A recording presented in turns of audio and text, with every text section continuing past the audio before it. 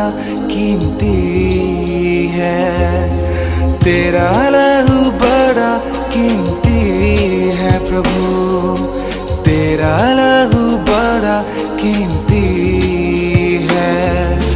क्योंकि उस लहू में जो ताकत है, जिससे हम पाते हैं छुटकारा, क्योंकि उस लहू में जो ताकत है, जिससे हम पाते हैं छुटकारा, तेरा लहू बड़ा कीमती है प्रभु, तेरा लहू बड़ा कीमती है, तेरा लहू बड़ा कीमती है प्रभु, तेरा लहू बड़ा कीमती है।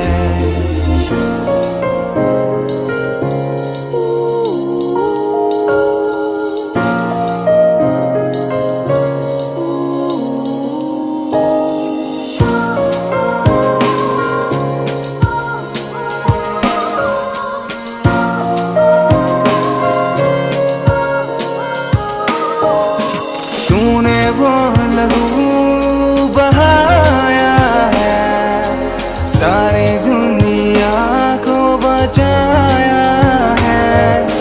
तूने वो लहू बहाया है, सारी दुनिया को बचाया है। कभी तूने किसी से न कुछ मांगा, कभी तूने किसी से न कुछ चाहा, कभी तूने किसी से न कुछ मांगा, कभी तूने किसी से न कुछ चाहा।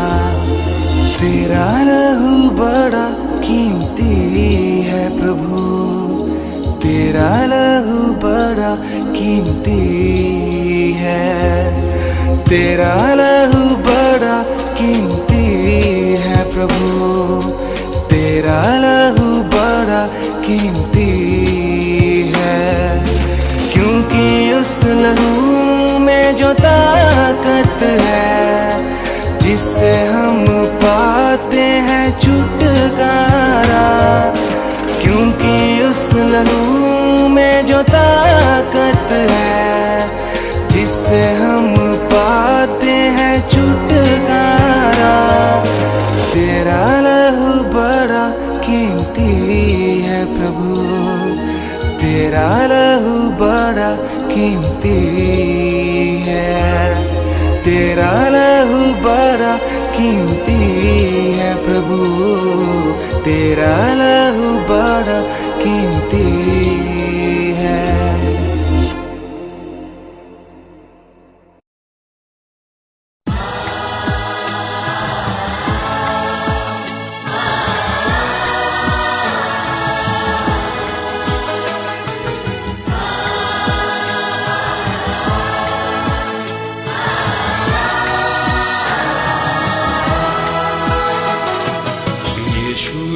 अपना खून बहा के मुझे बचा लिया, यीशु ने अपना खून बहा के मुझे बचा लिया। क्यों न मैं गाऊंगा गीत उसी के, मुझे बचा लिया।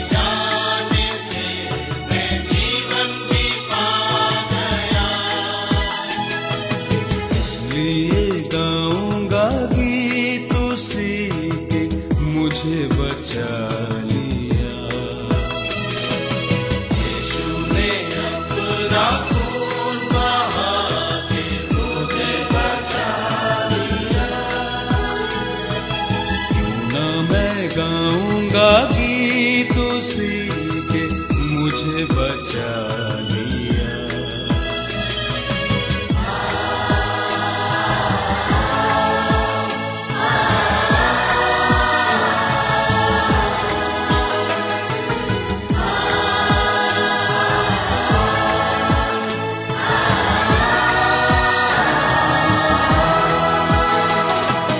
मेरे गुनाहों का बोझ उठा के क्या क्या ना उसने सहा।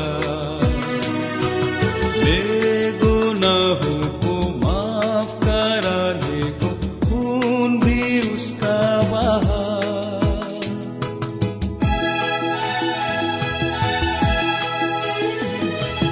मेरे गुनाहों का बोझ उठा के क्या क्या ना उसने सहा। मेरे गुनाहों को माफ कराने को खून भी उसका बहा। कितना अनूठा है प्यार प्रभु का, मुझे बचा लिया। यीशु ने अपना खून बहा के मुझे बचा लिया।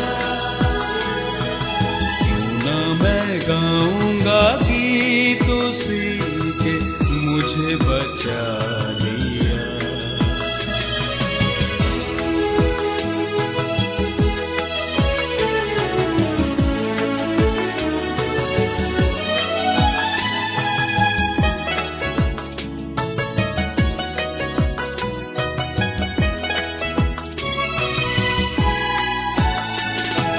सेवा करेंगे प्यारे प्रभु की, जैसा कि उसने कहा।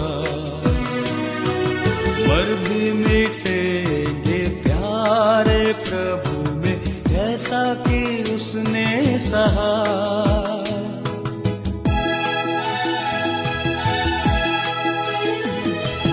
सेवा करेंगे प्यारे प्रभु की, जैसा कि उसने कहा।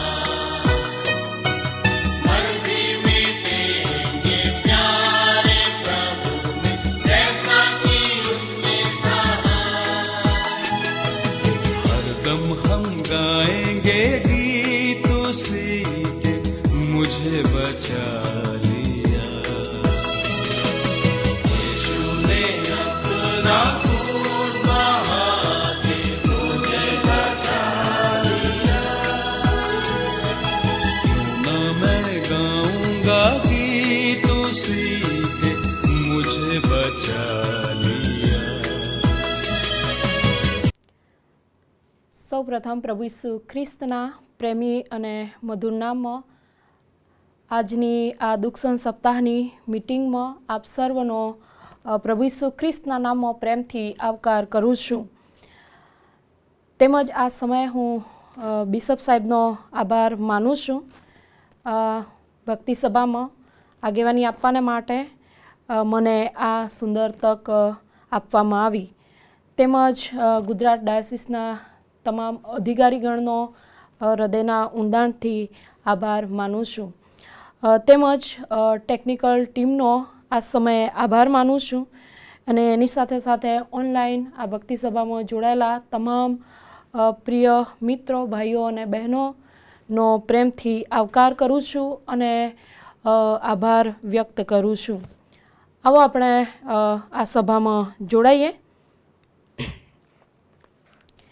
હે મારા આત્મા યહોવાને સ્તુત્યમાન, મારા ખરા અંતઃકરણ તેના પવિત્ર નામને સ્તુત્યમાન.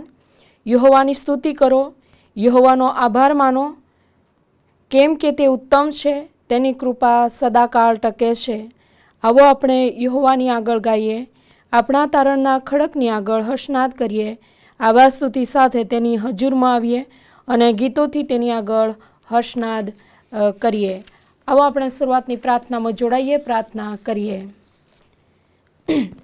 હે અમારા અતિ ઉચ્ચ અને ઉન્નત રાજ્યસન પર બિરાજમાન અમારા સ્વર્ગીય પ્રેમાળુ અને કૃપાળુ જીવંત ઈશ્વર પિતા, અમે તમારો આભાર માનીએ છીએ, તમારી સ્તુતિ કરીએ છીએ, કારણ કે અમારા જીવનોમાં તમે સતત કાર્યરત રહો છો. પ્રભુ, તમે અમારા અંગત જીવનોમાં રસ લેનાર એવા ઈશ્વર છો. તમે અમારી સાથે વાત અને વ્યવહાર કરનાર ઈશ્વર છો. તેના માટે અમે તમારી સ્તુતિ કરીએ છીએ. આજે પવિત્ર પરમેશ્વર પિતા, દુઃખ સહન સપ્તાહના 3જા દિવસે પવિત્ર પરમેશ્વર પિતા, અમે તમારા બાળકો તરીકે આ ઓનલાઈન ભક્તિ સભામાં જોડાઈ શક્યા. તેના માટે પ્રભુ અમે તમારી સ્તુતિ કરીએ છીએ.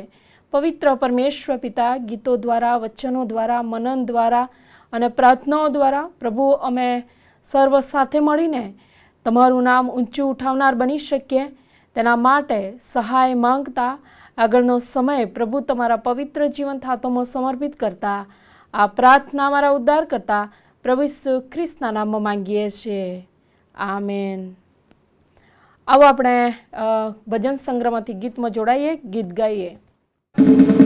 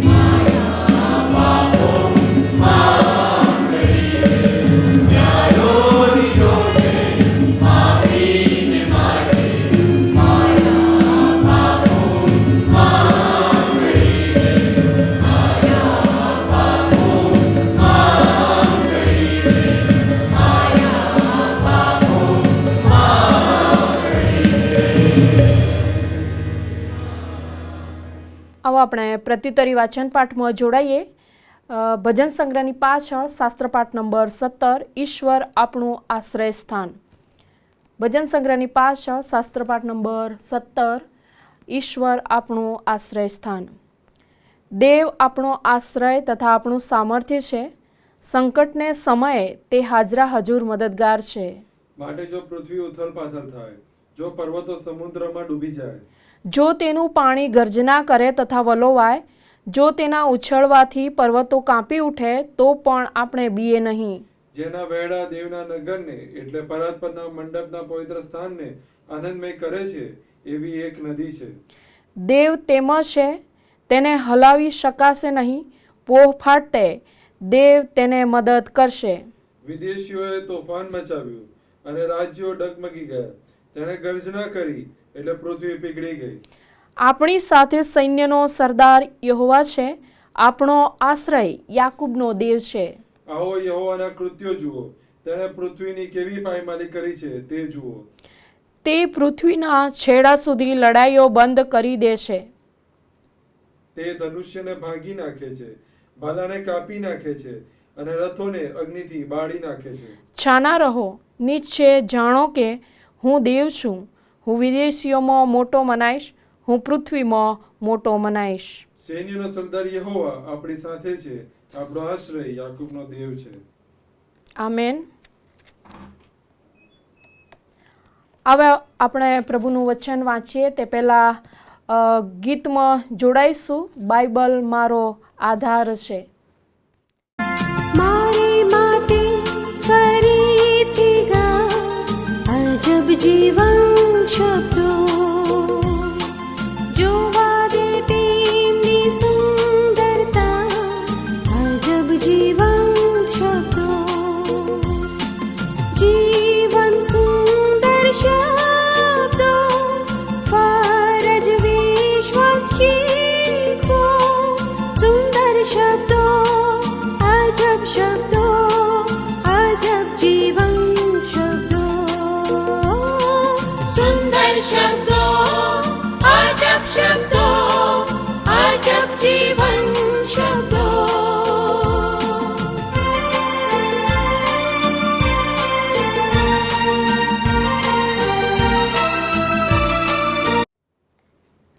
આવો આપણે પ્રભુના વચનો વાંચીએ તથા સાંભળીએ. લૂકની લખેલી સુવાર્તા તેનો 5મો અધ્યાય વચન 1-8. લૂકની લખેલી સુવાર્તા તેનો 5મો અધ્યાય વચન 1-8. અહીંયા પ્રભુનું વચન આ પ્રમાણે કહે છે.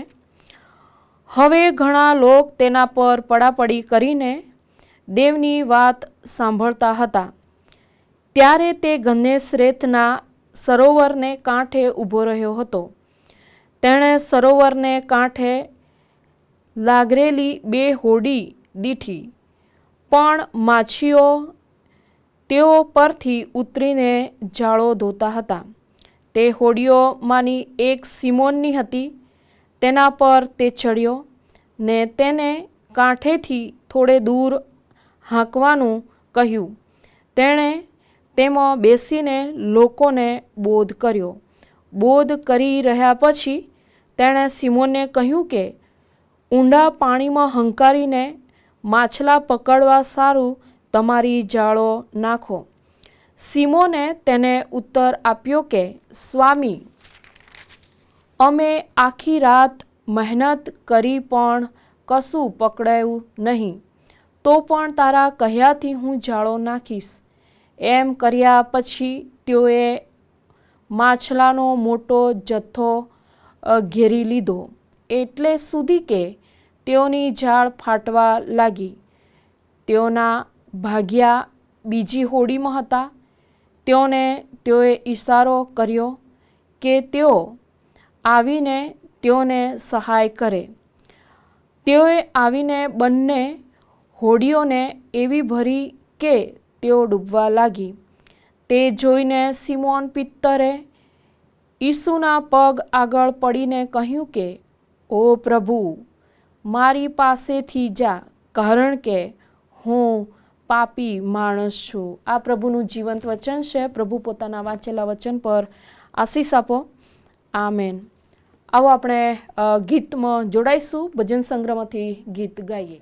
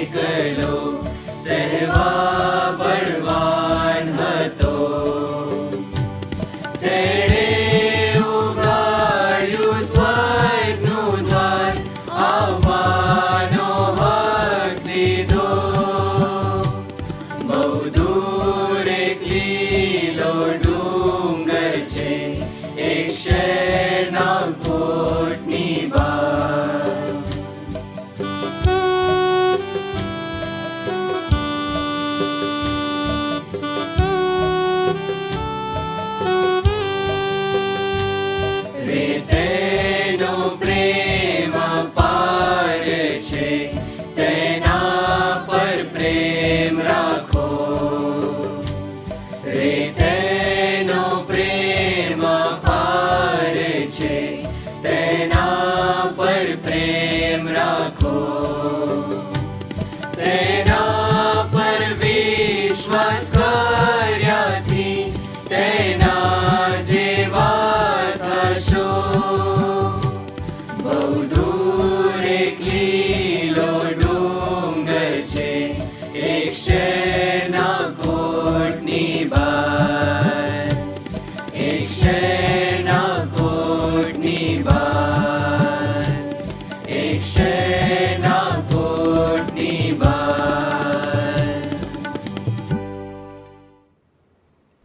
આવો આપણે મધ્યસ્થાની પ્રાર્થનામાં જોડાઈએ, પ્રાર્થના કરીએ.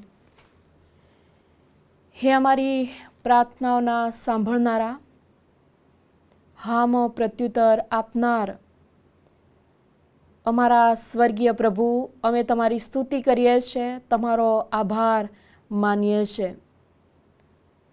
આકાશ જેનું સિંહાસન, પૃથ્વી જેનું પાયાસન એવા અમારા સર્વસત્તાધારી ઈશ્વર પિતા, આ સમયે અમે અમારી દૃષ્ટિ તમારા તરફ લગાવીએ છીએ અને અમે અમારી જાતોને તમારા હાથમાં સોંપીએ છીએ.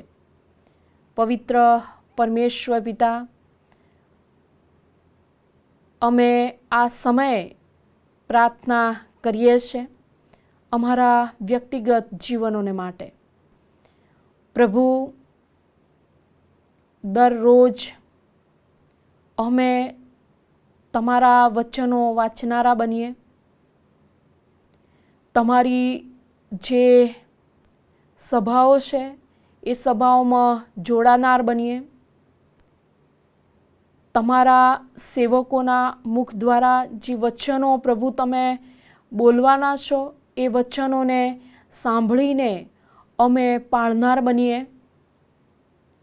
તેના માટે આ સમયે પ્રભુ અમે તમારી પાસે સહાય માંગીએ છીએ. અત્યારથી જ પ્રભુ અમે અમારી જાતોને તૈયાર કરતા અમે આગળ વધી શકીએ. તેના માટે પ્રભુ અમે તમારી પાસે સહાય અને મદદ માંગીએ છીએ. પવિત્ર પરમેશ્વર પિતા, ઘણી બધી વાર પ્રભુ અમે તમારી ઈચ્છાઓ પ્રમાણે ચાલતા નથી, પરંતુ આ સમયે પ્રભુ પ્રાર્થના કરીએ છીએ અમારા મનોના વિચારોને પ્રભુ તમે તમારામાં કેન્દ્રિત કરો અને જેમ પ્રભુ ઈસુ ખ્રિસ્તે અમને શીખવ્યું છે એ પ્રમાણે અમે પૂરી નમ્રતાની સાથે આગળ વધનાર બની શકીએ. તેના માટે પ્રભુ અમે તમારી પાસે સહાય માંગીએ છીએ. પ્રભુ, અમે પ્રાર્થના કરીએ છીએ, વિશેષ પ્રભુ તમે તમારી વચનો અમને આપવામાં આવ્યા છે. એ વચનો અમારા રોજનો આહાર બને અને એ વચનો વાંચતા પ્રભુ અમે અમારી જાતોની આત્મતપાસ કરતા, અમે આત્મતપાસ કરીને પ્રભુ વધારે તમારી નજદીક આવનાર બની શકીએ. તેના માટે પ્રભુ આ સમયે અમે તમારી પાસે સહાય માંગીએ છીએ.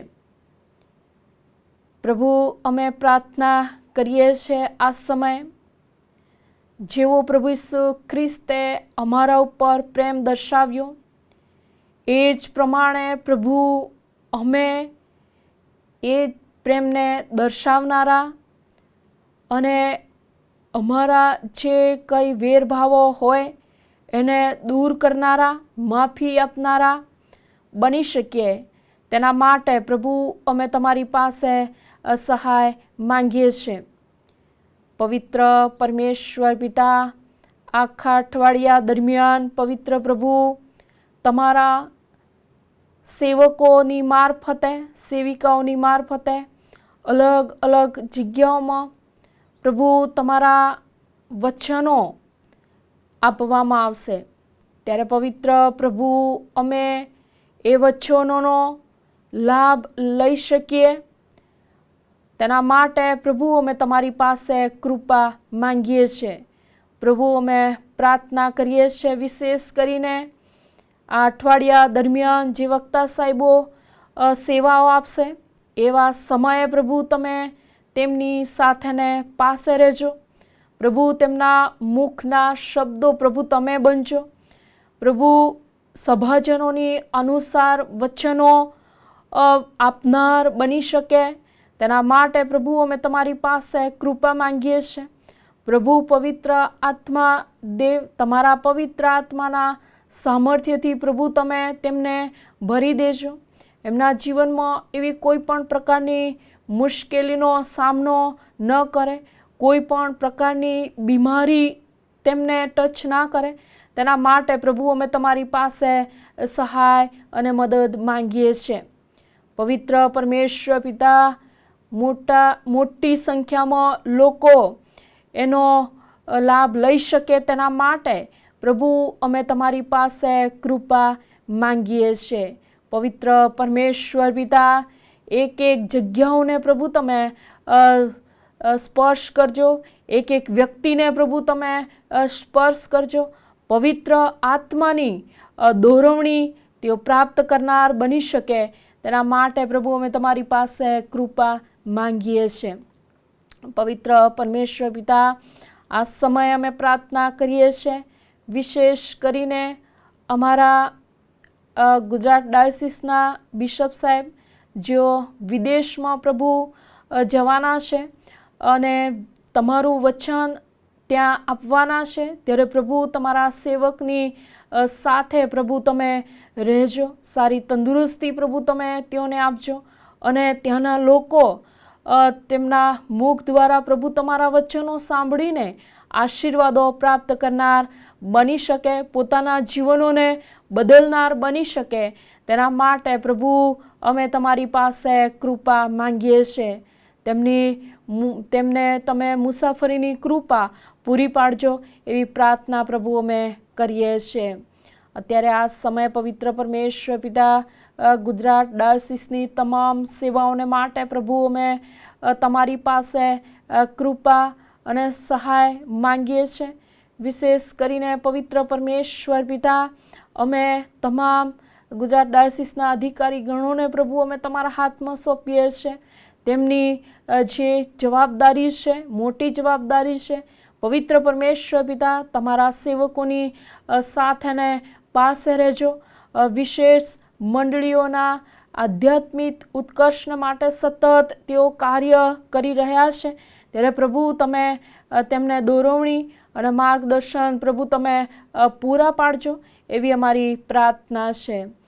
પ્રભુ અમે પ્રાર્થના કરીએ છીએ આ સમયે તમામ ધર્મ સેવકોને માટે. પવિત્ર પરમેશ્વર પિતા, તમે તેઓને તેડું આપ્યું છે અને એ તેડાને આધીન થઈને મંડળીઓને ચલાવી રહ્યા છે, ત્યારે પવિત્ર પરમેશ્વર પિતા તમારા સેવકોની સાથે રહેજો. ઘણી બધી વાર ઘણી બધી મુશ્કેલીનો સામનો કરવો પડતો હોય છે, પરંતુ એવા સમયે પણ પ્રભુ તમે કદી પણ છોડી દેતા નથી. પ્રભુ તમારું જે વચન તમે આપ્યું છે એ પ્રમાણે વિશ્વાસુપણે તમે તેમના દોરનાર બનજો એવી અમારી પ્રાર્થના છે. પ્રભુ અમે પ્રાર્થના કરીએ છીએ, ઘણા ભાઈ બહેનો બીમાર છે, ત્યારે પવિત્ર પ્રભુ આ સમયોમાં તમારા પરાક્રમનો અનુભવ પ્રભુ તેઓ કરનાર બની શકે. તેના માટે પ્રભુ અમે તમારી પાસે સહાય માંગીએ છીએ. તમે તેમને સ્પર્શ કરજો, સંપૂર્ણપણે સાજાપણું આપજો એવી પ્રાર્થના અમે કરીએ છીએ. આજે પવિત્ર પરમેશ્વર પિતા, જેટલા આ ભક્તિ સભામાં જોડાયા છે એ તમામ ભાઈ બહેનોને પ્રભુ અમે તમારા જીવંત પવિત્ર હાથોમાં સોંપીએ છીએ. દરેકને પ્રભુ તમે આશીર્વાદોથી ભરપૂર કરજો અને આજે પ્રભુ તમારા સેવકના મુખ દ્વારા જે વચનો તેમની આગળ મૂકવામાં આવે તે વચનો અનુરૂપ થઈને તેઓ ચાલનાર બની શકે. તેના માટે પ્રભુ અમે તમારી પાસે સહાય માંગીએ છીએ. અત્યારે આ સમયે પવિત્ર પરમેશ્વર પિતા તમારા સેવકની સાથે રહેજો અને પવિત્ર આત્માની દોરવણીમાં પવિત્ર પરમેશ્વર પિતા વચનો પોકારે અને પવિત્ર પરમેશ્વર પિતા ખાસ કરીને સાંભળનાર તમામ આશીર્વાદો પ્રાપ્ત કરનાર બની શકે. તેના માટે પ્રભુ અમે તમારી પાસે સહાય અને મદદ માંગીએ છીએ. પવિત્ર પરમેશ્વર પિતા, અત્યારે આ સમયે અમે અમારા દેશને તમારા હાથોમાં સોંપીએ છીએ. પડોશી દેશોને પ્રભુ અમે તમારા હાથમાં સોંપીએ છીએ.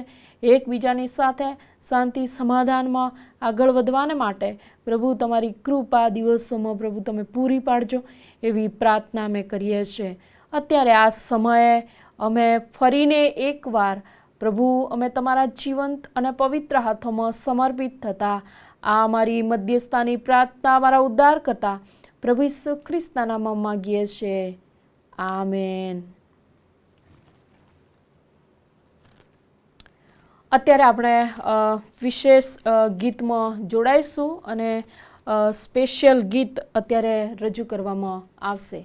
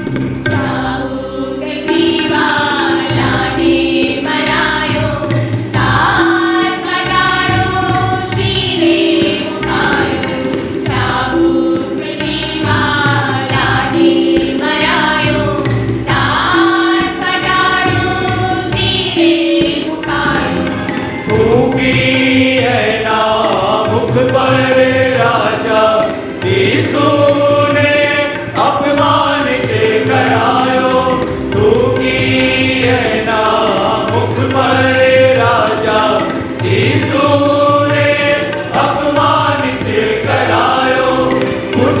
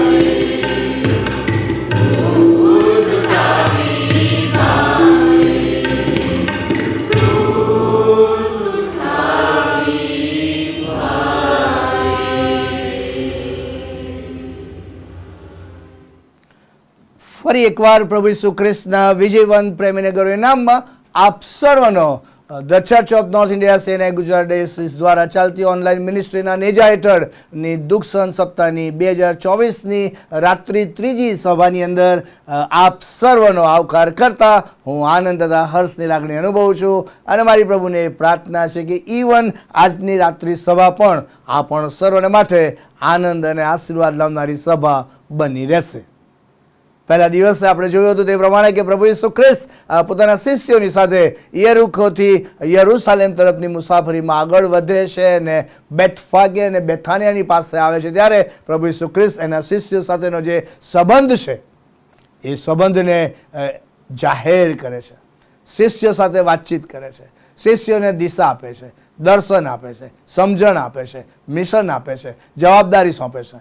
અને વિદ્યાર્થી એ જે સોંપવામાં આવેલી વાતો શિષ્યો કોઈ પણ જાતની કચકચને દલીલ કર્યા વગર એ સંબંધને, એ મુસાફરીને વધારે આશીર્વાદિત બનાવવાની સમજણ સાથે ઈસુને તેઓ આધીન થાય છે. અને એ આખી વાત આપણે પ્રથમ રાત્રિએ જોઈ હતી. ત્યારબાદ બીજી જે મુસાફરી આપણે જોઈ હતી કે પ્રભુ ઈસુ ખ્રિસ્ત શિષ્યો અને બીજા મિત્રોની સાથે હોડીમાં એક કિનારેથી બીજા કિનારે જાય છે અને અધવચ્ચે પવનનું મોટું તોફાન ત્યાં આગળ થાય છે અને એના કારણે મોજાઓ ઉછળવા લાગ્યા. એવી હદે મોજાઓ ઉછળવા લાગ્યા કે પાણી હોડીની અંદર ભરાવા લાગ્યું. લોકો નિરાશ થઈ ગયા, નાસીપાસ થઈ ગયા, ડિસ્ટર્બ થઈ ગયા અને પછી તેઓ ઈસુની પાસે દોડી જાય છે. પોતાના પ્રશ્નો, મુશ્કેલી, મૂંઝવણ અને જાણે જીવ ચાલ્યો જવાની હોય એવી પળની અંદર પણ તેઓ ઈસુની પાસે દોડી જાય છે. 5 પગથિયા ગઈકાલે પણ આપણે જોયા. તેને માટે ઈશ્વરનો આભાર માનીએ, ઈશ્વરના નામની ધન્યવાદ આપીએ. અને આજે ત્રીજા દિવસની રાત્રિ સભાની અંદર હું આપની સમક્ષ એક એવા પાત્રને પ્રભુના નામમાં અને પ્રભુના મહિમાના અર્થે શેર કરવા માગું છું કે જે પાત્ર મને અને તમને બધાને માટે આપણા જીવનના જુદા જુદા સંદર્ભ અને સંજોગોમાં પ્રેરણા, પ્રોત્સાહન અને પડકાર લાવનારું કારણ, કિરણ અને કેન્દ્ર બની શકે તેમ છે. એક એવું પાત્ર કે જે જીવનની મુસાફરીના સૌથી અઘરા, મુશ્કેલ અને તોફાનોથી ભરેલા એવા સંદર્ભ અને સંજોગોનો સામનો કરી રહ્યો છે. માંદગી જેના જીવનની અંદર પ્રવેશ કરે તો એ થોડા સમયની હોય તો કદાચ બેર કરવી સહેલી લાગે, પણ લાંબા સમયની માંદગી હોય તો એ વ્યક્તિને માટે અઘરી બની જાય, બેહાલ કરી નાખે, ને બેઘર પણ કરી નાખે અને આર્થિક રીતે કંગાલ પણ બનાવી દે. અત્યારે તો મેડિસિન કેટલી મોંઘી આવે છે ખબર છે તમને? એ ન્યુરોલોજીકલ ડિપાર્ટમેન્ટ હોય કે કાર્ડિયોલોજીકલ ડિપાર્ટમેન્ટ હોય કે ઓર્થોની વાત હોય કે બીજા કોઈ પણ ક્ષેત્રના ફિલ્ડમાં તમે જો મેડિકલ ડિપાર્ટમેન્ટમાં જાઓ ને માંદગીનો સામનો કરવાનો વખત આવે, એ ડૉક્ટર્સ ને પછી એ પ્રિસ્ક્રિપ્શન્સ ને દવાઓ ને એ ટ્રીટમેન્ટ ને પોસ્ટ કેર જો કન્સેપ્ટ, એ બધી વાતોનો વિચાર કરો તો બહુ મુશ્કેલ થઈ જાય, બહુ જ મુશ્કેલ થઈ જાય. માંદગી શબ્દ જ માણસને ભાંગી નાખે. માંદગી શબ્દથી જેવી માંદગી, ઓકે, હમણાં જ એક નાનકડા દીકરાને, એકનો એક દીકરો, જુવાન કપલ, કેન્સર જેવી અસાધારણ પરિસ્થિતિના રોગનું નિદાન થયું. માતા પિતા ટેન્શનમાં આવી ગયા, આખું કુટુંબ એટલી હદ સુધી ભારે વેદનાનો સામનો કરી રહ્યું હતું કે ન પૂછો વાત. કેન્સર શબ્દ જ કેટલો અઘરો, અને નાનકડા ફૂલ સમાન દીકરાને કેન્સર થાય તો કઈ બા ને કયા બાપ હૈયું ભાંગી ના જાય. પ્રાર્થનાના પરાક્રમ સાથે તેઓએ વિશ્વાસમાં વધુ દ્રઢ, વધુ મજબૂત બનીને તેઓએ પ્રાર્થના સાથે ટ્રીટમેન્ટની શરૂઆત કરાવી. ગુજરાતની સિવિલની અંદર આવેલી કેન્સર હોસ્પિટલની અંદર એની ટ્રીટમેન્ટ કરાવવામાં આવી. હજુ પણ ટ્રીટમેન્ટ ચાલુ છે. લગભગ 5 કીમો એને ઓલરેડી આપી દેવામાં આવ્યા છે. રિકવરી થઈ રહી છે. વિશ્વભરની અંદર એ દીકરાને માટે પ્રાર્થના કરવામાં આવી રહી છે. પરંતુ જ્યારથી એ સમાચાર કુટુંબે અને પરિવારના સભ્યોએ અને સમાજના સભ્યોએ સાંભળ્યા ત્યારથી ભારે ટેન્શન તરફ લોકોના હૃદય અને મનની અંદર છવાઈ ગયું. બસ આવી એ માંદગીમાં વ્યક્તિ ને કુટુંબ ભાંગી પડે, શારીરિક રીતે, માનસિક રીતે, આર્થિક સ્વરૂપે. જો સરકારશ્રીની વ્યવસ્થાની અંદર મફતમાં સારવાર મળવાની હોય તો ઠીક, બાકી જો પૈસાથી તમારે આવી ટ્રીટમેન્ટ કરાવવી હોય ને તો લોકો દેવાળિયા બની જાય છે સાહેબ, દેવાળિયા બની જાય છે. અમારા પરિવારની અંદર પણ મારા શાળાની વાઈફને 37 વર્ષની ઉંમરે કેન્સરનું નિદાન થયું અને બહુ જ અઘરી પડની અંદર તે આખું કુટુંબ મુકાઈ ગયું. It was a very expensive affair. અને એક્સપેન્સિવ અફેર કર્યા બાદ પણ પાત્ર તો હાથમાંથી ચાલી ગયું સાહેબ. I just want to let you know કે disease in any format is a dangerous. માંદગી એ કોઈ પણ પ્રકારમાં અને કોઈ પણ સ્વરૂપની, પછી એ માનસિક હોઈ શકે, બૌદ્ધિક હોઈ શકે, આર્થિક હોઈ શકે, આત્મિક હોઈ શકે, સામાજિક પણ હોઈ શકે. સાહેબ, ડામાડોળ થવાની શરૂઆત થઈ જાય, ડામાડોળ થવાની શરૂઆત થઈ જાય.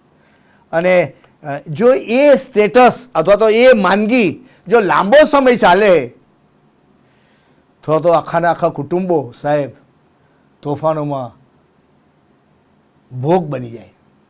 ના બોલાય, ના સહાય, ના કહેવાય, ના જીવાય, અને જીવન બહુ જ મુશ્કેલ બની જાય જીવવાને માટે. અને આવા બેકગ્રાઉન્ડની સચ્ચાઈને લઈને આજે એક એવા પાત્રને હું આપની સમક્ષ રજૂ કરવા માગું છું કે એના જીવનની અંદર છેલ્લા 38 વર્ષથી એ માંદો હતો.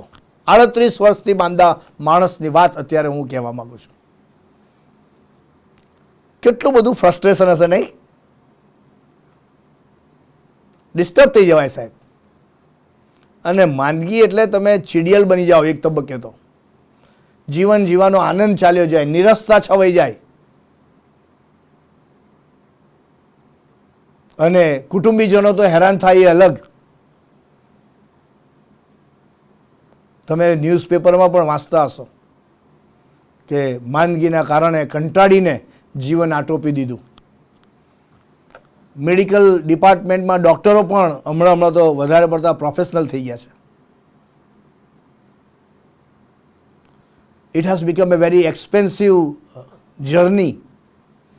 માંદગીની મુસાફરીને આજે આપની સમક્ષ રજૂ કરી રહ્યો છું. બસ આત્મતપાસ કરીએ કે હું અને તમે જીવનની મુસાફરીમાં કયા પ્રકારના માંદગીના સ્વરૂપથી પીડાઈ રહ્યા છે. ઘણા બધા લોકોને તમે માનસિક રીતે માંદા જોયા હશે. આ માનસિક રીતે માંદાઓ દેખાય સંપૂર્ણ સારા અને તંદુરસ્ત, પણ મારા વાલા અચ્છા ભલાનું જીવન ખલાસ કરી નાખે. Mentally disturb. અને આવા પાત્રો પોતે તો હેરાન થાય પણ બીજા ઘણા બધાને નુકસાન કરી નાખે છે. ફિઝિકલ સેન્સની કોઈ જો માંદગી હોય, પછી એ ઓર્થોની હોય કે કાર્ડિયાકની હોય કે ન્યુરોલોજિકલ હોય કે ઓર્થોની બીજી કોઈ બાબત હોય, કિડનીની હોય, પેન્ક્રિયાસની હોય, બહુ મુશ્કેલ થઈ જાય છે. માંદગી ને હોસ્પિટલમાં જવું ને હોસ્પિટલમાં રોકાવું ને પછી કોણ રોકાય ને કોણ ના રોકાય, તો કેટલા બધા કુટુંબમાં ઝઘડા થઈ જાય. બોલો, ઘણી વખત હવે નવી પેઢીમાં તો કુટુંબો રાત્રે રોકાવા તૈયાર નથી થતા હોસ્પિટલમાં. બધું બહુ અઘરું છે આજે બધું જે ચાલી રહ્યું છે ને. માંદગીની મુસાફરી કદી કોઈની સરળ હોઈ શકે નહીં સાહેબ. જીવ અદ્ધર થઈ જાય એવી એ મુસાફરી. 38 વર્ષથી માંદો માણસ. એટલી બધી એક્સપેન્સિવ હોય કે તમારી ઇકોનોમિક્સ સિસ્ટમ પણ ડામાડોળ થઈ જાય. પૈસા ઉધાર પણ લેવા પડે સાહેબ પોતાના પાત્રને બચાવવા માટે. અરે કોઈકની પાસે મદદ પણ માંગવી પડે પોતાના પાત્રને બચાવવા માટે. આવું તમે જોયું હશે ને? તમારા પરિવારમાં કે સમાજની અંદર કે તમારી આજુબાજુ એવા લોકો કે જેમના જીવનમાં માંદગીએ પ્રવેશ કર્યો હોય અને માંદગીની મુસાફરીના કારણે તેઓ અને તેમનું આખું કુટુંબ હેરાન થઈ ગયું હોય અને છિન્ન ભિન્ન થઈ ગયું હોય સાહેબ. પણ આજે 38 વર્ષથી બીમાર જે પાત્ર છે એ વિશે હું આપની સાથે શેર કરવા માંગુ છું. અ main was suffering from last 38 years. 38 વર્ષથી માંદા માણસની માનસિકતા કેવી હોય એનું વર્ણન મારે તમારી સામે નથી કરવું. I hope you understand. ચીડિયલ બની ગયો હશે, નકારાત્મક બની ગયો હશે, જીવન જીવવાનો આનંદ ચાલ્યો ગયો હશે, પોતાની જાતને કોસતો હશે, ઘણી બધી વખત ઈશ્વરને સવાલ કરતો હશે કે પ્રભુ આ કેમ મારા જીવનમાં, કેમ, વાય મી.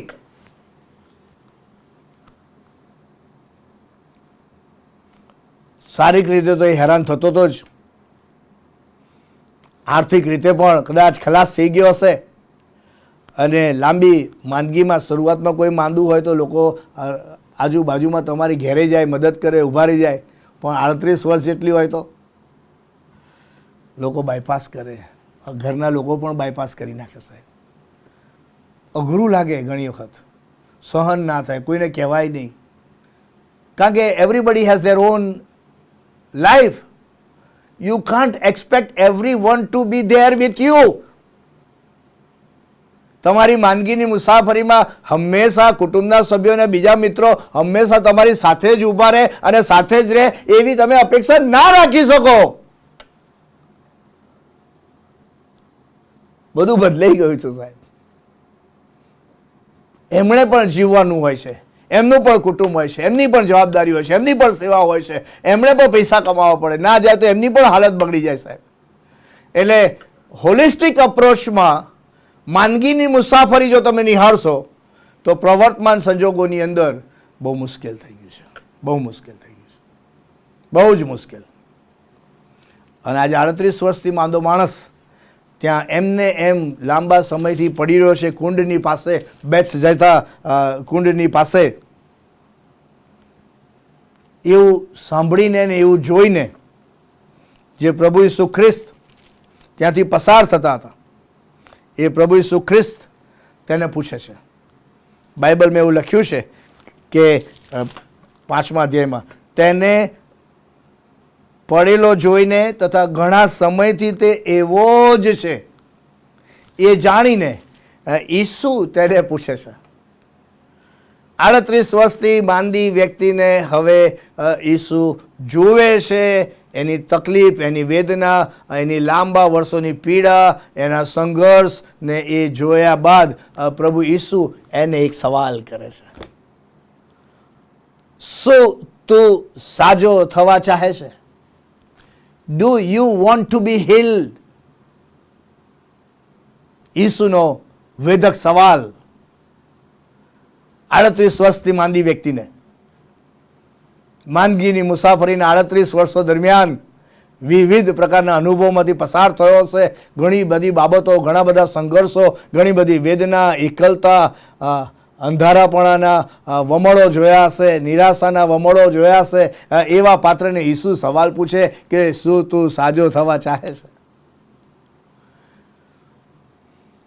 કોઈ પણ પાત્રનો આ સમયે જો પ્રત્યુત્તર હોય તો એટલો જ હોય કે હા પ્રભુ, I want to be healed, I want to be healed. પણ ઈસુ આ માંદગીના મુસાફરીના અનુભવવાળા પાત્રને જ્યારે સવાલ કરે છે ત્યારે આ 38 વર્ષથી માંદી વ્યક્તિ ઈસુના આ સવાલનો જવાબ જે આપે છે એ બહુ ભારેખમ છે. It is very powerful answer.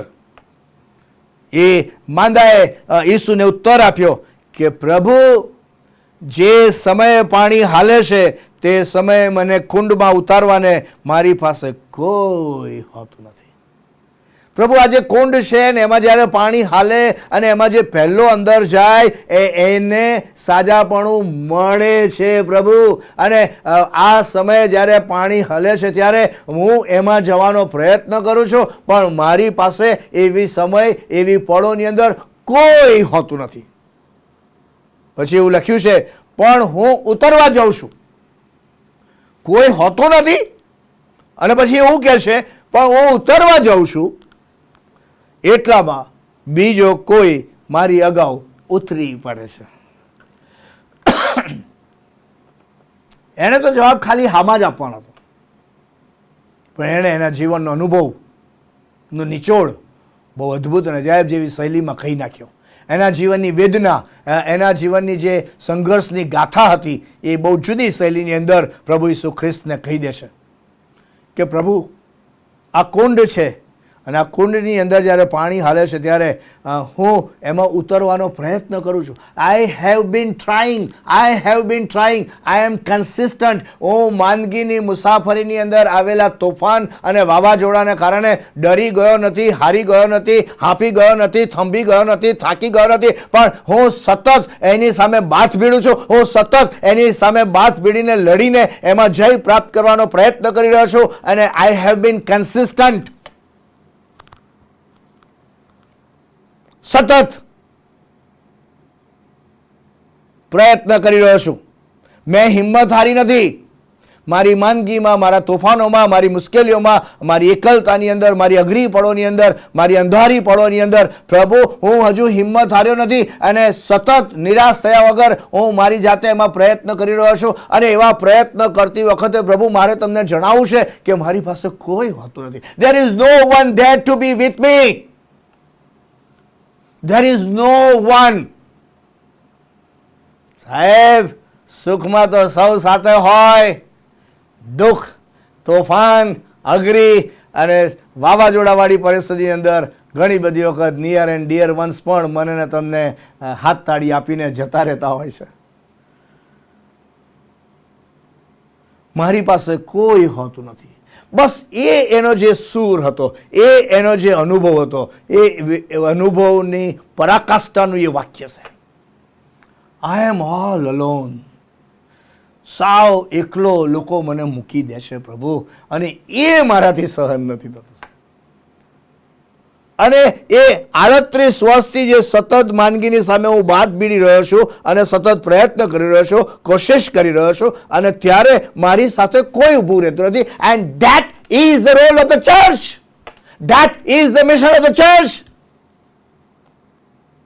નિરાશ થઈ હોય, નાસીપાસ થઈ હોય, માંદગીના મુસાફરોની અંદર એકલો પડી ગયો હોય, ભાંગી બને તૂટીને એ નિરાશાના વમળોની અંદર ભરાઈ ગયો હોય, એવી અંધકારમય પરિસ્થિતિની અંદર મુકાયેલા પાત્રની આ વેદનાના સૂર છે સાહેબ, કે મારી પાસે કોઈ હોતું નથી. I think that is the mission of the church અને that is the role of the church. જેઓ ભાંગી ગયા છે, જેઓ તૂટી ગયા છે, જેઓ માંદગીની મુસાફરીના ભોગ બન્યા છે, જેઓ અઘરીને તોફાનીને મુશ્કેલ પળોનો સામનો કરી રહ્યા છે, એવાઓની સાથે કોઈ હોતું નથી. Let the church be there.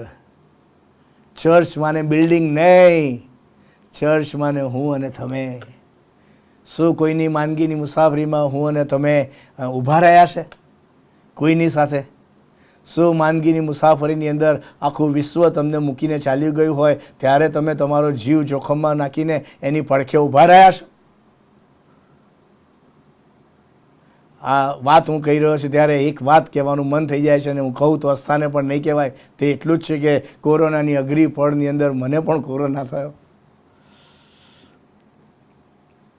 Seems હોસ્પિટલની અંદર દાખલ કરવામાં આવ્યો. ઘણા બધા મિત્રો જે કદાચ ઓનલાઈન મિનિસ્ટ્રીમાં જોડાયા છે તેઓ અમારી વાત જાણતા હશે. 13 દિવસ મને સિમ્સ હોસ્પિટલમાં દાખલ કરવામાં આવ્યો. કોરોનાની જે લાસ્ટ લેવલની જે ટ્રીટમેન્ટ હોય તે ટ્રીટમેન્ટ સુધી ગયો. જીવ બસ જવાનો બાકી રહી ગયો. બહુ અઘરી પડો આવી, નિરાશ થઈ ગયા, નાસીપાસ થઈ ગયા. મારી મિસિસ અને 2 બાળકો સાવ એકલા અટુલા હતા. કોરોનામાં ઘણી બધી વખત ઘણા બધા લોકોની ઈચ્છા હોય તો પણ કોઈને મળી શકતું નહોતું, વાત નથી કરી શકતું, પૈસા હતા નહીં, ટ્રીટમેન્ટની વાત આવતી હતી. અરે સાહેબ, હું તમને શું કહું, હું ત્યાં એકલો અટુલો ઝઝૂમતો હતો. અને ત્યારે એવી માંદગીની જીવનની સૌથી અઘરી મુસાફરીની અંદર ડૉક્ટર દુષ્યંત બલાત સાહેબ, ડૉક્ટર અશ્વિન ખરાડી સાહેબ, અને જણાવતા આનંદ થાય છે કે Saint Elizabeth ચર્ચના Rachel Neville Peter, Rachel અને નેવિલે પોતાના જીવ જોખમમાં નાખીને મારા જીવનની માંદગીની સૌથી અઘરી મુસાફરીમાં દે વેર ધેર, પોતાના જીવને જોખમમાં મૂકીને તેઓ હંમેશા ત્યાં રહ્યા. બહુ મદદ કરી એમને, બહુ મદદ કરી. ડૉક્ટર દુષ્યંત સાહેબ, ડૉક્ટર અશ્વિન સાહેબ, નેવિલ, રેચલ પીટર, પ્રભુએ એમને દૂત સ્વરૂપે અમારા કુટુંબની અંદર મોકલી આપ્યા.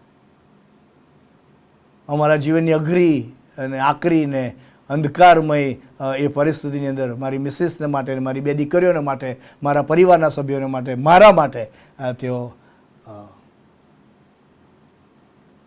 અંધારી પળોમાં અમારી પડખે ઊભા રહીને અમને ટેકો આપ્યો, અમને હિંમત આપી, અમને અઘરી પળમાં બહાર લઈ જવા માટેની દિશા આપી સાહેબ. And that is the role of the church. જાહેરમાં કદાચ આ 4 નામ જે બોલી ગયો એમનો આભાર માનો તો અસ્થાને નહીં કહેવાય. That is your spirituality. That is your Christianity. That is your humanity.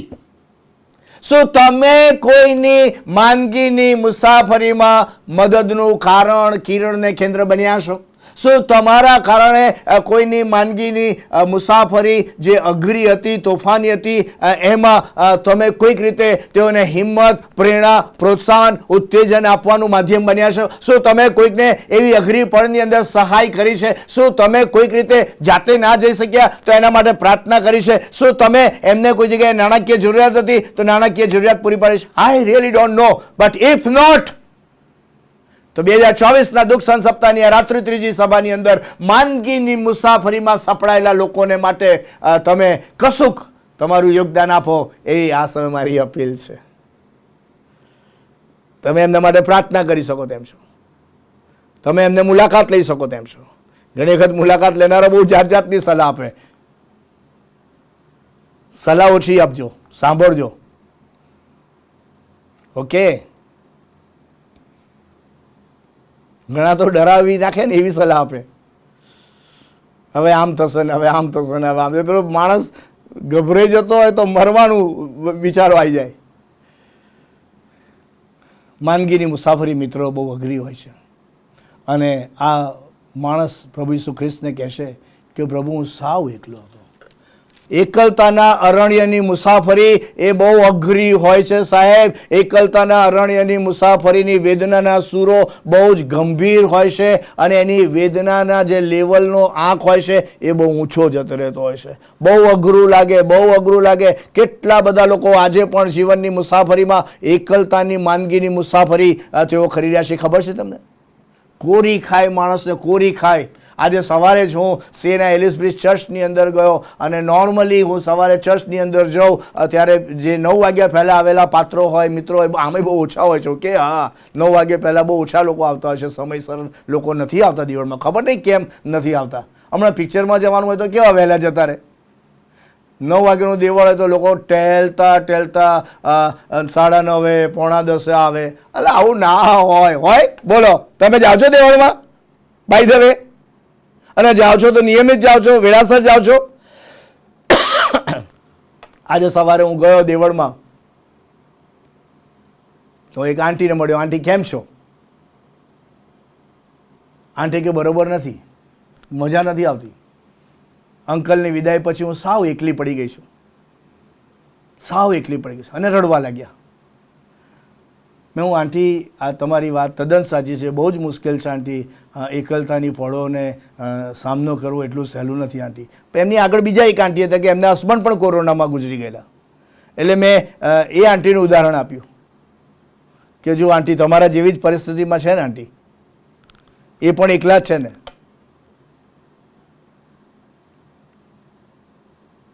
પછી થોડા સમય પછી આંટીએ શું કીધું ખબર છે કે સેલુભાઈ એમની સાથે તો એમનો દીકરો ને એમનું કુટુંબ સાથે રહે છે એટલે સચવાઈ જાય.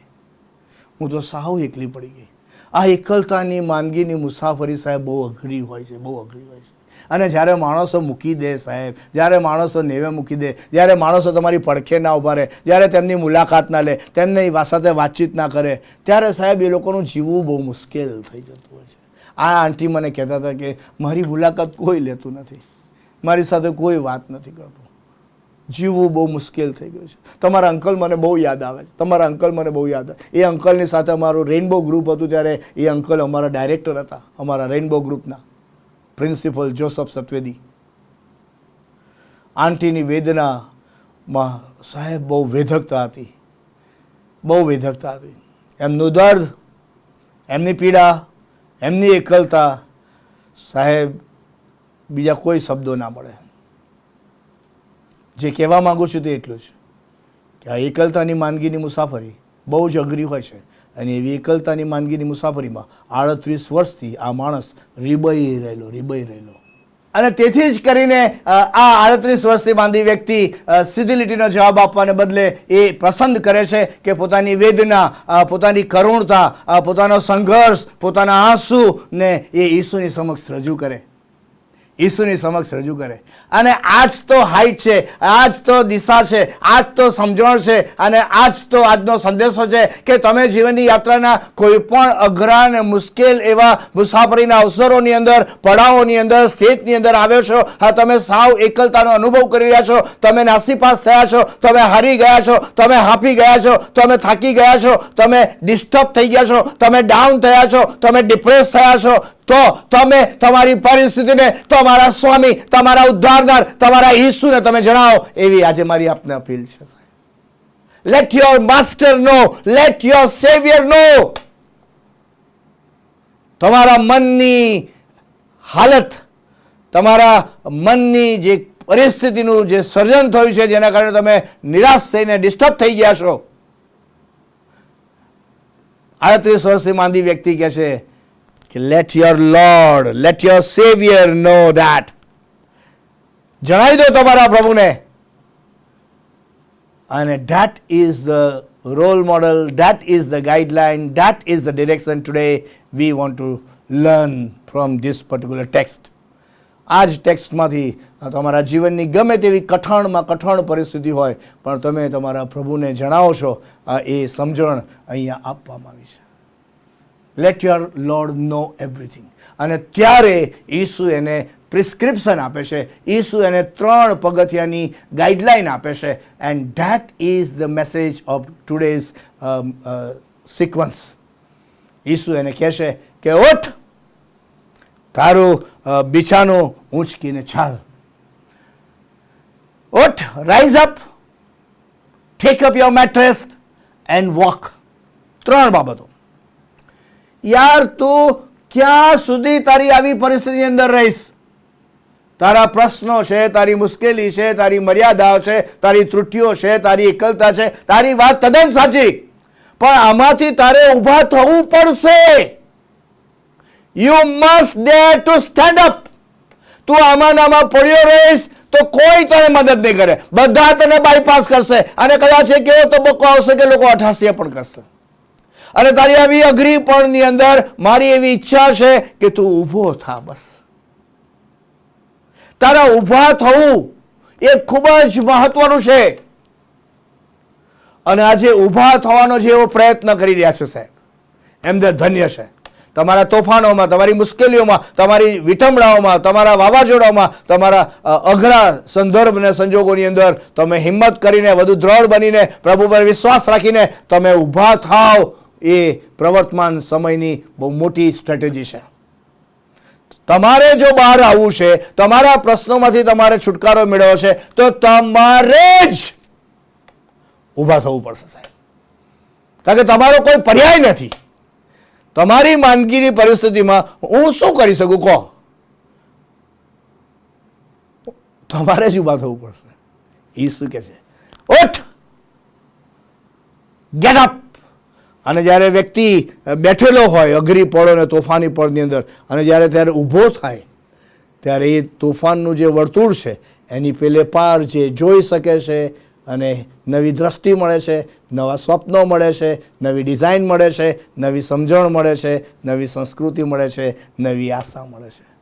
માણસ ઊભો થાય એટલે દૂરનું જોઈ શકે, અને જે છે, જે ઘેરાયેલું છે એ વામણું બની જાય, અને ત્યાં એને હિંમત મળે, બળ મળે, પ્રેરણા મળે. અને જ્યારે વ્યક્તિ ઊભો થતો હોય ત્યારે the role of the church comes friends. ત્યારે મારાનો તમારો રોલ આવે, મારાનો તમારી જવાબદારી આવે સાહેબ, કે આવી રીતે પતિત થયેલો માણસ જ્યારે ઊભો થતો હોય ત્યારે મારે એને ટેકો આપવો પડે, તમારે એને ટેકો આપવો પડે, હિંમત આપવી પડે, ઉત્તેજના વાક્યો બોલવા પડે સાહેબ, એના માટે પ્રાર્થના કરવી પડે, એને પ્રોત્સાહન આપવું પડે. ખિસ્સામાંથી ખર્ચાવાની જરૂર પડે તો ખર્ચે પણ જવાનું સાહેબ, પણ એને ઊભો કરો સાહેબ, એને ટેકો આપો યાર, ટેકો આપો.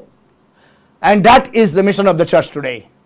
પ્રવર્તમાન ખ્રિસ્તી સમાજની અંદર આવા ઘણા બધા લોકો પતિત અવસ્થાની અંદર ડિસ્ટર્બ થઈ ગયા છે, નિરાશ થયા છે, નાસીપાસ થયા છે સાહેબ, ભાંગી પડ્યા છે, તૂટી પડ્યા છે, સાવ એકલા અટુલા હોય એવો અનુભવ કરી રહ્યા છે, જીવનનો આનંદ ગુમાવી દીધો છે. ત્યારે એવા મિત્રોને આઈડેન્ટિફાઈ તમારે કરવા પડશે. એવા મિત્રોને આઈડેન્ટિફાઈ કરીને તમારે એમની પડખે ઊભા રહીને એમને હિંમત ને ઉત્તેજન આપવું પડશે, એમને આધાર બનવું પડશે, એમને ટેકો આપવો પડશે, એમને ખભો આપવો પડશે.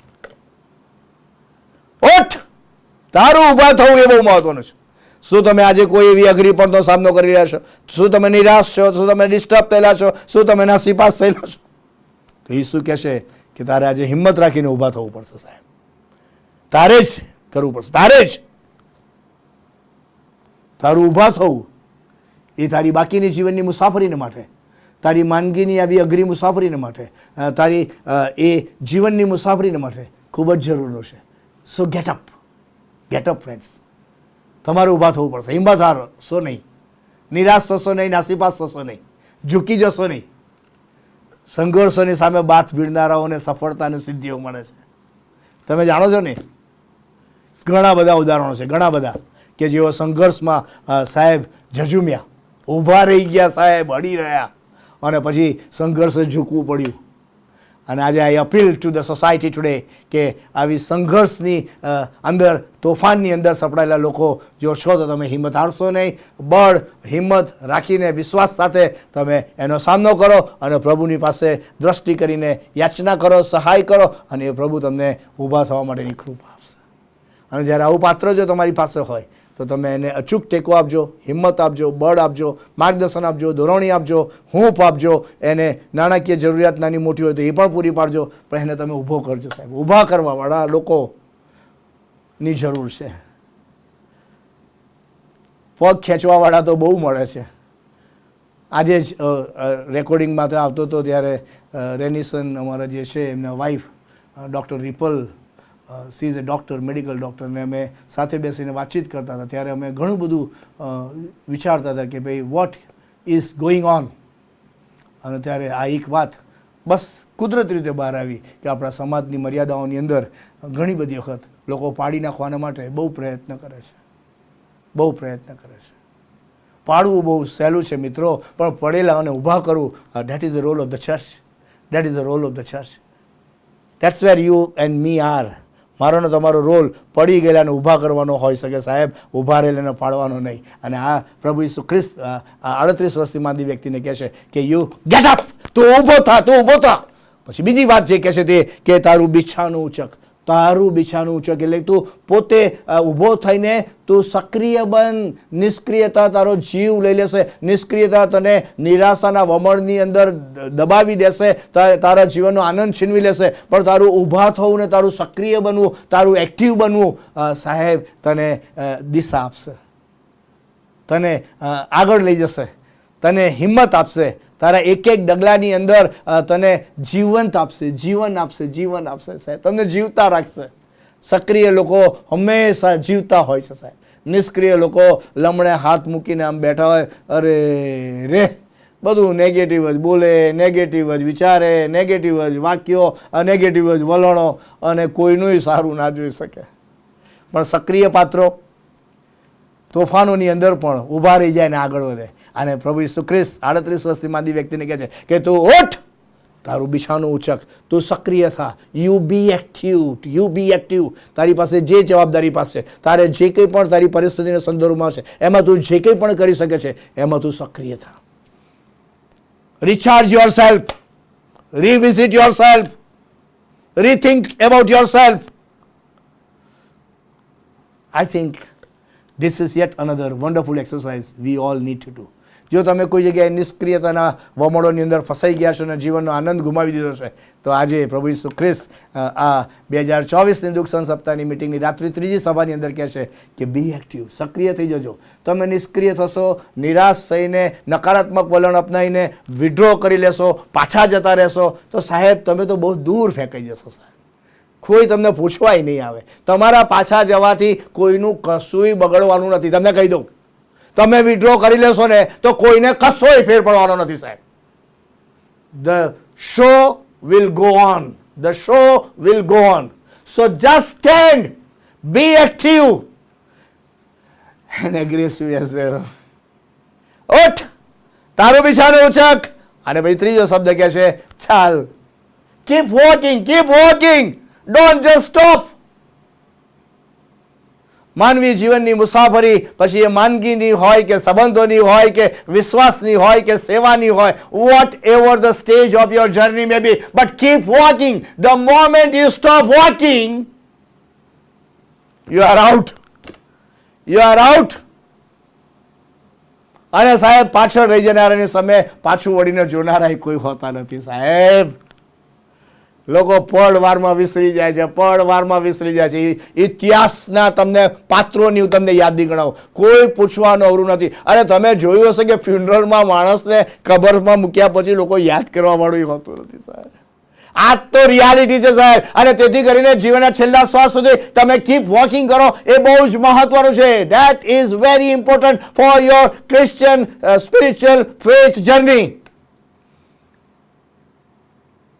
Keep walking. જો તમે અટકી જશો તો બીજા ઘણા બધા લોકોને માટે તમે અટકાવનું ને રૂકાવટનું કારણ બની શકો તેમ છો, સ્ટમ્બલિંગ બ્લોક બની શકો તેમ છો, બીજા લોકોના હક્કો તમે છીનવી શકો તેમ છો, બીજા લોકોની પ્રગતિનો માટે અવરોધનું કારણ બની શકો તેમ છો. સો don't stop yourself, keep walking. તમારું ચાલવું એ તમારા માટે, તમારા કુટુંબના માટે, તમારી મંડળી અને તમારા સમાજના ભાઈ બહેનોના માટે ખૂબ જ અનિવાર્ય છે. જે ઘડીએ તમે અટક્યા એના તમારા કારણે બીજા ઘણા બધા લોકો અટકી જશે સાહેબ. So don't please stop your journey. Please, I am requesting you friends. પ્રભુ ઈસુ ખ્રિસ્ત 38 વર્ષની માંદી વ્યક્તિને કહે છે 3 બાબતો કે ઉઠ, તારું બિછાનું ઉચક, સક્રિય થા, and then keep walking. Keep walking. અને અહીંયા લખ્યું છે તે પ્રમાણે કે તરત તે માણસ સાજો થઈને પોતાનું બિછાનું ઉચકીને ચાલતો થયો. That was the and result. પ્રભુ ઈસુ ખ્રિસ્ત પ્રિસ્ક્રિપ્શન આપે તમારા ગમે તેવા સંજોગોની અંદર. ઉઠ, સક્રિય થા અને ચાલતો થા. અને જો તમે એને ફોલો કરો છો તો લખ્યું છે તે પ્રમાણે કે તે પોતાનું બિછાનું ઉચકીને ચાલતો થયો. ચાલતો થયો. તમારું ચાલવું બહુ મહત્વનું છે. તમારું ચાલવું બહુ મહત્વનું છે. તમારી માંદગીની મુસાફરીની અંદર તમારું ચાલવું બહુ મહત્વનું છે. તમારી આત્મિક જીવનની મુસાફરીની અંદર તમારું ચાલવું બહુ મહત્વનું છે. તમારા સંબંધોની મુસાફરીની અંદર તમારું ચાલવું બહુ મહત્વનું છે. તમારા વિશ્વાસની મુસાફરીની અંદર તમારું ચાલવું બહુ મહત્વનું છે. સંબંધોની મુસાફરીમાં જો તમે થંભી ગયા તો સંબંધો છિન્ન ભિન્ન થઈ જશે. તમારા આત્મિક જીવનની મુસાફરીમાં જો તમે થંભી ગયા તો જીવન છિન્ન ભિન્ન થઈ જશે. તમારી માંદગીની મુસાફરીમાં જો તમે થંભી ગયા તો એ જીવન પણ થંભી જશે અને મુશ્કેલ થઈ જશે. So friends, keep walking, keep walking. તમારું ચાલવું બહુ જરૂરનું છે. આઈ think this is more then enough. આજે ત્રીજા દિવસે આવો આપણે આત્મતપાસ કરીએ કે શું તમે તમારા જીવનની મુસાફરીમાં માંદગીના કોઈ પણ સ્વરૂપની માંદગીથી તમે પીડાઈ રહ્યા છો? આત્મિક, આર્થિક, સામાજિક, બૌદ્ધિક, શારીરિક, એના કારણે શું તમારું જીવન ડિસ્ટર્બ થઈ ગયું છે, નિરાશ થઈ ગયું છે, નાસીપાસ થયું છે? શું તમે એમાંથી સાજાપણું મેળવવા માગો છો? તો પ્રભુ ઈસુ ખ્રિસ્ત કહે છે કે I have a remedy for you. તમારા માટે મારી પાસે માર્ગ છે, ખુલાસો છે, સમજણ છે. ઉઠ, તારું ઊભા થવું બહુ મહત્વનું છે. તારું બિછાનું ઉચક, તું સક્રિય થા.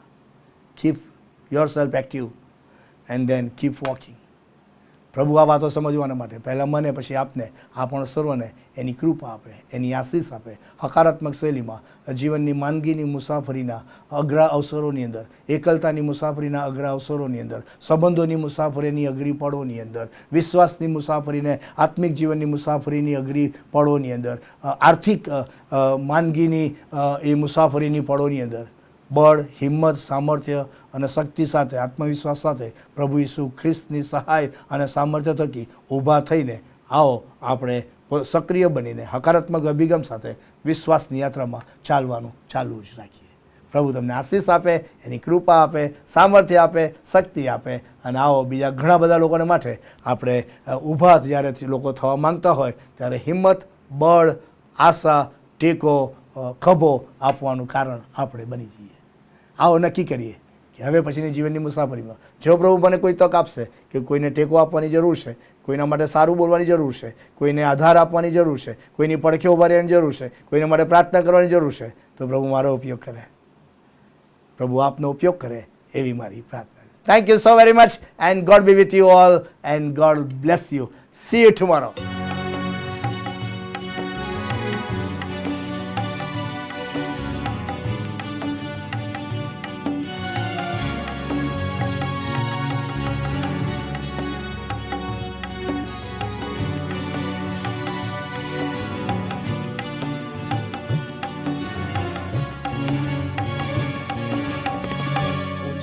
ચલાવ્યો કોને ઉચકી ચલાવ્યો, સૂર્ય રે કોને ચડાવ્યો, સૂર્ય રે કોને ચડાવ્યો, કોને ચડાવ્યો થંભે કોને ચડાવ્યો, સૂર્ય રે કોને ચડાવ્યો, સૂર્ય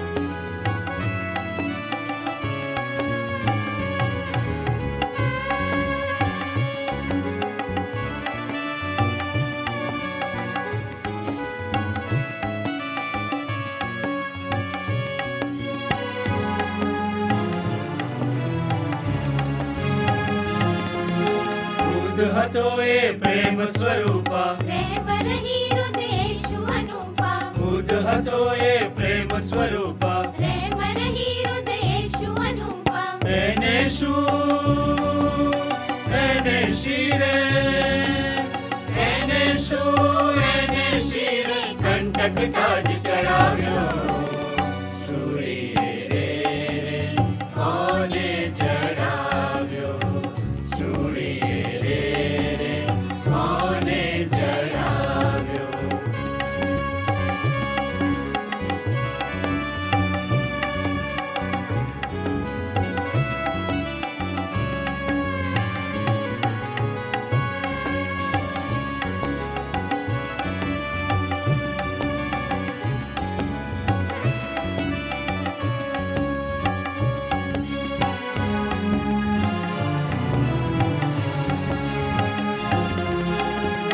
કરો હે બંધવ પ્યારો, એક નહીં પણ વાર હજારો, માફ કરો હે બંધવ પ્યારો, એક નહીં પણ વાર હજારો, શીખવનારો એવું તેને, શીખવનારો એવું તેને ચાબુકથી ફટકાર્યો, સૂર્ય રે કોને ચડાવ્યો, સૂર્ય કોને ચડાવ્યો.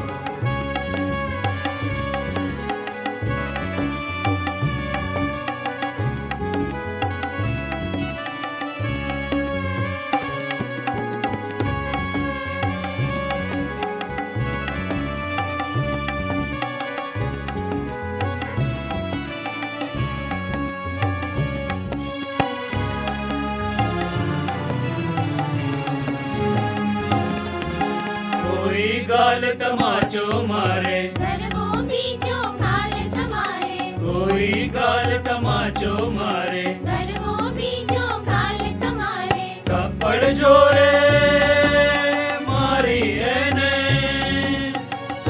તડજોરે મારી એને કહેતો કઈ અટકાવ્યો સુડીએ રે કોને ચડાવ્યો સુડીએ રે કોને ચડાવ્યો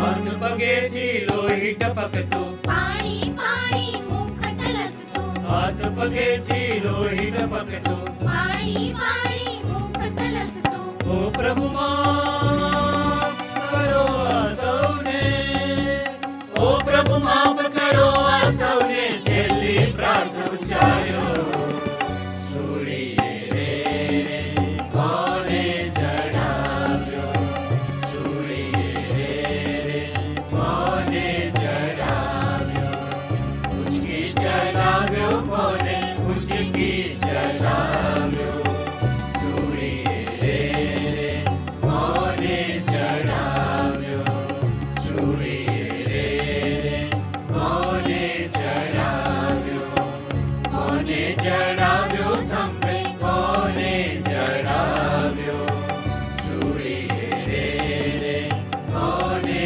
ચડાવ્યો સુડીએ રે કોને ચડાવ્યો સુડીએ રે કોને ચડાવ્યો સુડીએ રે કોને ચડાવ્યો આવો આપણે છેલ્લી પ્રાર્થનામાં જોડાઈએ, પ્રાર્થના કરીએ. હે અમારા સ્વર્ગીય પિતા, અમે તમારો આભાર માનીએ છીએ, તમારી સ્તુતિ કરીએ છીએ.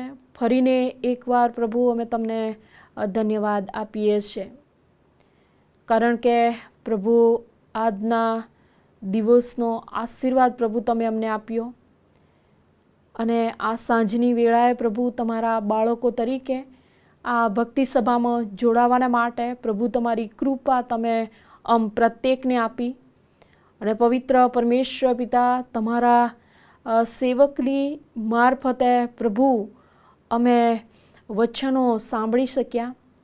તેના માટે પ્રભુ અમે તમારો આભાર માનીએ છીએ, તમારી સ્તુતિ કરીએ છીએ. અત્યારે આ સમયે પવિત્ર પરમેશ્વર પિતા તમારા વચનોની અનુરૂપ થઈને ચાલવાને માટે પ્રભુ અમને તમે સહાય અને મદદ કરો એવી અમારી પ્રાર્થના છે. અને અત્યારે આ સમય પવિત્ર પરમેશ્વર પિતા અમે તમામ તમારા પવિત્ર હાથોમાં સોંપાઈએ છીએ. દરેકના જીવનમાં પ્રભુ તમે કાર્ય કર્યું છે, દરેકની સાથે તમે વાત અને વ્યવહાર કર્યો છે.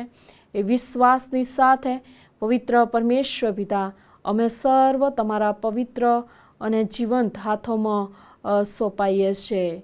આ અમારી પ્રાર્થના અમારા ઉદ્ધારકર્તા પ્રભુ ઈસુ ખ્રિસ્તના નામમાં માંગીએ છીએ. આમેન. આવો આપણે પ્રભુની શીખવેલી પ્રાર્થના બોલીશું. ઓ આકાશમાંના મારા બાપ, તમારું નામ પવિત્ર મનાવો, તમારું રાજ્ય આવો, જેમ આકાશમાં તેમ પૃથ્વી પર તમારી ઈચ્છા પૂરી થાવ. દિવસની મારી રોટલી આજે અમને આપો, જેમ અમે અમારા ઋણીઓને માફ કર્યા છે તેમ તમે અમારા ઋણો અમને માફ કરો, અને અમને પરીક્ષણમાં ન લાવો પણ બુંડાઈથી મારો છૂટકો કરો, કેમ કે રાજ્ય તથા પરાક્રમ તથા મહિમા સર્વકાળ સુધી તમારા છે. આમેન. હવે આપણા તારનાર પ્રભુ ઈસુ ખ્રિસ્તની કૃપા, ઈશ્વર પિતાનો પ્રેમ, પવિત્ર આત્માની સંગત આપણી સાથે હમણાંથી સદા સર્વકાળ સુધી હોજો. આમેન.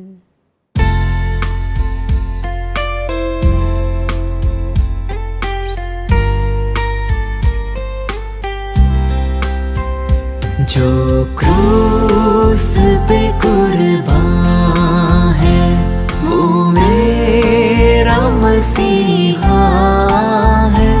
हर जख्म जो उसका है वो मेरे गुनाह का है, वो मेरे गुनाह का है. जो क्रूस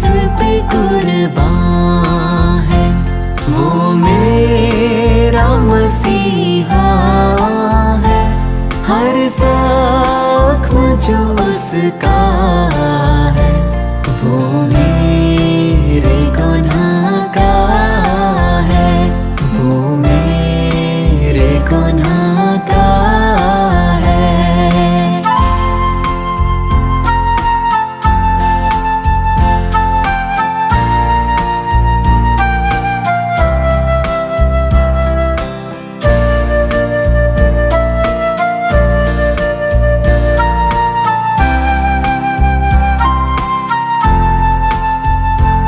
इस दुनिया में ले आए मेरे ही गुनाह उसको, मेरे ही गुनाह उसको। ये ज़ुल्म सितम उस पर मैंने ही कराया है, मैंने ही कराया है।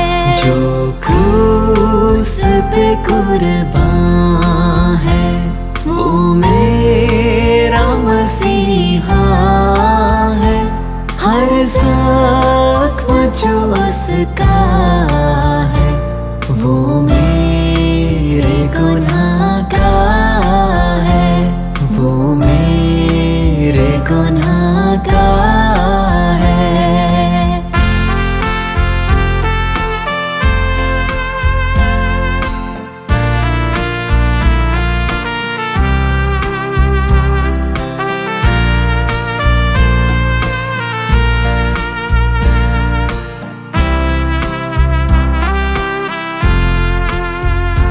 इंसान है वो कामिल और सच्चा खुदा वो है, और सच्चा खुदा वो है।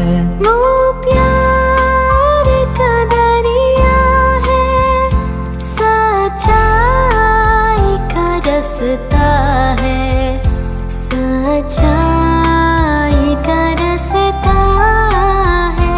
जो क्रूस पे कुर्बान है वो मेरा मसीहा है।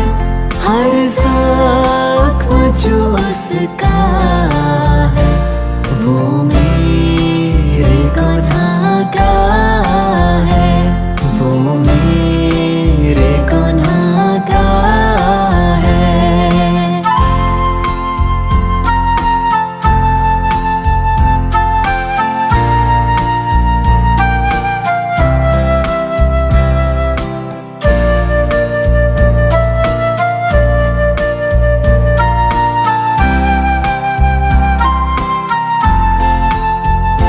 देने को मुझे जीवन खुद मौत सही उसने, खुद मौत सही उसने। क्या खूब है कुर्बानी, क्या प्यार अनोखा है, क्या प्यार अनोखा है। जो क्रूस पे कुर्बान है वो मेरा मसीहा है। हर ज़ख्म जो उसका